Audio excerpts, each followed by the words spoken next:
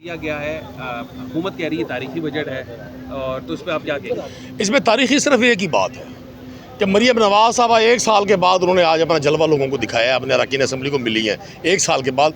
वो last time जून में ही आई थी असम्बली में, आज 1 साल के बाद आई हैं। जिन हुक्मरानों को आवाम से कोई ताल्लुक़ ना हो, जो हुक्मरान कागज़ की पर्ची, जाली कागज़ की पर्ची पर मुंतखब हों, वो इसी तरह के बजट पेश करते हैं। आज पंजाब के किसान के लिए एक अफसरदगी का दिन है, आज पंजाब के 12 करोड़ लोगों के लिए एक अफसरदगी का दिन है। ये झूठ का मंबा है सब कुछ।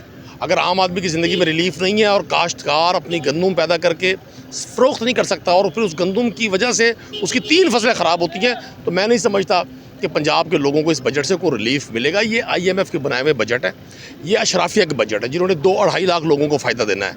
आप तसव्वुर करें इस दौर में अगर आज ये 3,000 सैलरी मजदूर की बढ़ा रहे हैं, तो ये जो अरकान असम्बली समेत हर उस शख्स की जो सिस्टम को प्रोटेक्ट कर रहा है, उनकी सैलरियों में 500% इजाफा क्यों कर रहे हैं? सुप्रीम कोर्ट का डिसीजन है, कोई गवर्नमेंट ऑफिशियल अपने नाम से किसी प्रोजेक्ट को मंसूब नहीं कर सकता। ये मरियम क्लिनिक्स क्यों बना रही हैं? ये वो इत्तफाक फाउंड्री और जाती उम्रा की जदादें बेच दें, उससे बनाएं या क्लिनिक्स? ये सरकार के पैसे से जो क्लिनिक्स बनाकर अपनी प्रोजेक्शन कर रही हैं, यही वो इनका इंटरनल सेटअप है जो लोगों को बता रहा है।